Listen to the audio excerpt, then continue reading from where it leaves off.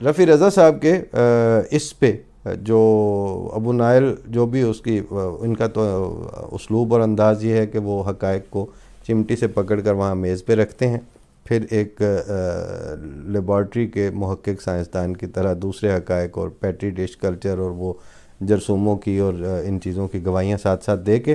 وہ اسی ترتیب کو قارئین کے سامنے پیش کر کے خود واپس چلے جاتے ہیں۔ یہ ان کو جچتا ہے کیونکہ انہوں نے ساری عرق ریزی اور ساری محنت اس پہ کر دی ہوتی ہے صرف فیکٹس شیٹ کو مرتب کرنے میں۔ لیکن یہاں پر جیسے وہ میں اپنی طرف سے ایک بات عرض کرنا چاہتا ہوں کہ رفیع رضا صاحب یا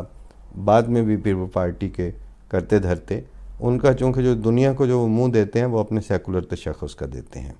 اور یہ بتاتے ہیں کہ ہم تو اس وقت یہ حالات اور مجبوری نہ آتی، بلکہ بعض تو اس حد تک جاتے ہیں، وہ کہتے ہیں وہ احمدیوں کو بچانے کے لیے یہ فیصلہ کیا گیا تھا، اگر بھٹو صاحب یہ فیصلہ نہ آتے تو کرتے تو کچل کے رکھ دیتے، اور جو ان کی ہوسٹائل انوائرمنٹ تھی اور فلاں تھا۔ بچانا وہ اصل میں اپنی نانی کو چاہتے ہوتے ہیں، اور رفیع رضا بھی ان کی کیبنٹ کے منسٹرز تھے، تو وہ ظاہر ہے ان کا تڑا کوٹیں گے، کیوں نہیں کوٹیں گے، لیکن حقائق کچھ اور ہیں۔ بھٹو صاحب اس گرینڈ جو انٹرنیشنلی ایک سکیم تھی اس کا حصہ تھے، پارٹ اینڈ پارشل تھے، اور خود سٹیک ہولڈر تھے۔ ان کو آپ یہ نہیں کہہ سکتے کہ بھٹو صاحب تو صورتوں نہ آتے سن، صرف مولویاں نے انہوں دباؤ پا دیتا سی، نہیں، بھٹو صاحب ایز اے سیاستدان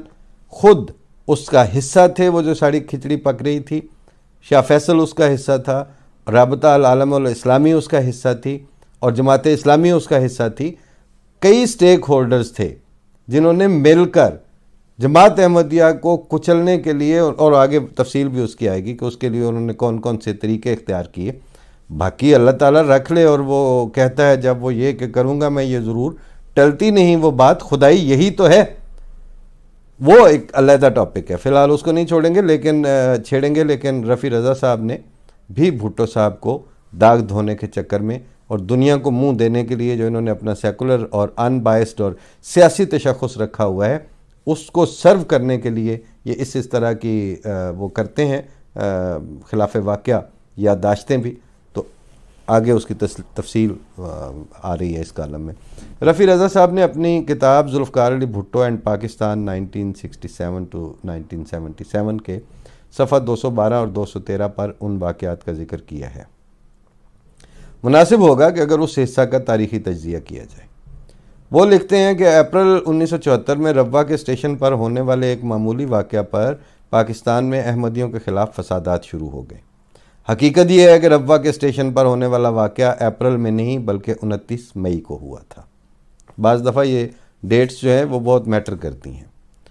اور اسی روز فسادات شروع ہو گئے تھے۔ پھر رفیع رضا صاحب لکھتے ہیں کہ اس بارے میں صحیح واقعات بیان نہ کرنے اور ان سے صحیح طرح نہ نمٹنے کی وجہ سے فسادات بڑھ گئے۔ پھر جب 18 مئی کو بھارت نے ایٹمی دھماکہ کر دیا تو اس سے بھٹو صاحب کی پوزیشن تبدیل ہو گئی، اور انہیں یہ اعلان کرنا پڑا کہ اس مسئلے پر قومی اسمبلی میں بحث ہوگی۔ پڑھنے والوں سے گزارش ہے کہ صحیح تاریخوں پر غور فرمائیں کہ ان فسادات کے آغاز سے قبل ہی بھارتی ایٹمی دھماکہ ہو چکا تھا، اور یہ مفروضہ بالکل درست نہیں کہ پہلے بھٹو صاحب کا موقف تھا کہ اس مسئلے پر قومی اسمبلی میں بحث نہیں ہونی چاہیے، پھر بھارت کے ایٹمی دھماکے کی وجہ سے انہیں یہ اقدام اٹھانا پڑا۔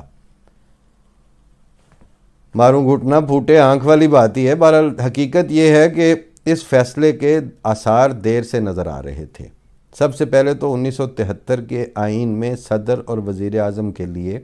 ختم نبوت کا حلف نامہ اٹھانا ضروری قرار دیا گیا۔ نہ صرف پاکستان بلکہ دنیا کی آئینی تاریخ میں یہ ایک منفرد واقعہ تھا کہ ان اعلیٰ عہدوں کے حلف ناموں میں عقائد کی تفصیلات شامل کیوں کی گئی ہیں۔ برسبیل تذکرہ حضرت مرزا طاہر احمد صاحب جو اس وقت کوارڈینیشن بھی کر رہے تھے اور بھٹو کی کیمپین میں ان کا کلیدی کردار بھی تھا، انہوں نے بھٹو صاحب سے خود پوچھا، اور یہ بات انہوں نے خود بتائی ہوئی ہے کہ میں نے بھٹو صاحب سے پوچھا کہ یہ جو آپ لوگوں نے یہ آئین میں شک رکھ دی ہے کہ کوئی احمدی پاکستان کا صدر نہیں بن سکتا یا وزیر اعظم نہیں بن سکتا، مطلب یہ تھا کہ ختم نبوت کا یہ حلف نامہ پڑھیں گے دیں گے تو تب نا، تو یہ کیوں رکھا ہے؟ تو کہتے ہیں وہ مجھے کہتے ہیں کہ آپ نے کیوں صدر بننا ہے پاکستان کا یا وزیر اعظم؟ کہتے ہیں میں نے نہیں بننا، نہ کسی اور احمدی نے اس طرح کے خواب دیکھے ہیں. یہ آپ نے آئین میں وہ سوراخ کر دیا ہے جس سے مولوی آپ کے آئین میں داخل ہوگا اور پھر وہ اپنی جگہ پر ٹھہرے گا نہیں. یہ اسی زمانے کی بات ہے. جو اہل نظر ہیں ان کو ابتدائی آثار سے پتہ چل جاتا ہے کہ بات کدھر جائے گی. اور ان فسادات سے صرف ایک ماہ قبل، 74 والے فسادات سے صرف ایک مہینہ پہلے سعودی عرب میں رابطہ عالم اسلامی کا اجلاس ہوا اور اس میں سعودی نمائندے کے اصرار پر احمدیوں کے خلاف ایک قرارداد منظور کی گئی. اس کے بنیادی نکات یہ تھے کہ اس گروہ کے کفر کا اعلان کر دیا جائے، ان کی سرگرمیوں کا محاسبہ کیا جائے، ان کا مکمل اقتصادی، معاشرتی اور ثقافتی بائیکاٹ کیا جائے. آج کے مولوی کو کہتے ہیں کہ وہ حفیظ سینٹر میں یا وہاں پہ اس طرح کے پہلے اسلام میں داخل ہوں، قادیانی، پھر کوئی دکان میں داخل ہوں. اس کے بانی مبانی بھٹو صاحب اور رابطہ عالم اسلامی اور جماعت اسلامی اور یہ سارے طبقے ہیں. اور یہ جو پاکستان کے سوشیو پولیٹیکل تشخص کے ساتھ کھلواڑ کرنے والے تھے جو آج نہاد ہو کے سائیڈ پہ بیٹھے ہیں، یہ سارے اس کا حصہ تھے. ان کا یعنی رابطہ العالم الاسلامی کیا منظور کروا رہی ہے قرارداد کہ ان کا مکمل اقتصادی، معاشرتی اور ثقافتی بائیکاٹ کیا جائے اور ان کی املاک کو ضبط کر کے مسلمان تنظیموں کے حوالے کیا جائے. اور اس قرارداد پر پاکستان کے فیڈرل سیکرٹری TH ہاشمی صاحب نے بھی دستخط کیے تھے. کیا یہ ممکن ہے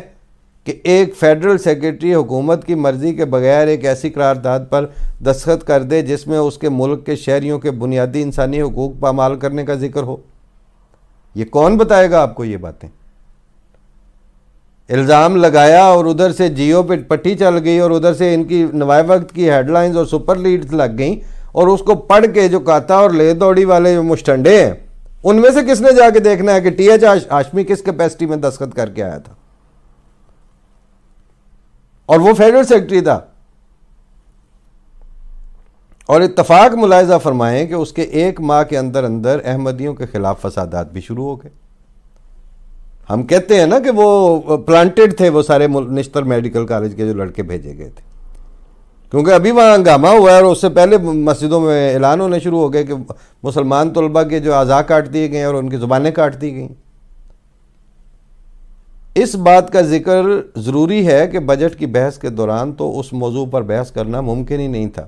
جو ہی 30 جون 1974 کو بجٹ پر بحث ختم ہوئی تو اپوزیشن نے احمدیوں کے بارے میں ایک تفصیلی قرارداد پیش کر دی. اس قرارداد میں احمدیوں کو غیر مسلم قرار دینے کا مطالبہ کیا گیا تھا. جب یہ قرارداد پیش کی گئی تو اس پر وزیر قانون عبدالحفیظ پیرزادہ صاحب نے کھڑے ہو کر کہا کہ حکومت اس قرارداد کی مخالفت نہیں کرتی بلکہ حمایت کرتی ہے، اور اس قرارداد پر پورے ایوان کی اسپیشل کمیٹی قائم کر دی گئی، جس کا نتیجہ 7 ستمبر 1974 کو دوسری آئینی ترمیم کی صورت میں برآمد ہوا. آخر میں یہ بات قابل ذکر ہے کہ اس ترمیم کے کئی سالوں بعد اس وقت کے وزیر خزانہ ڈاکٹر مبشر حسن صاحب نے ایک سے زیادہ انٹرویوز میں یہ اعتراف کیا تھا کہ یہ فیصلہ سعودی عرب کے دباؤ کے تحت اور سیاسی اغراض کے لیے کیا گیا تھا.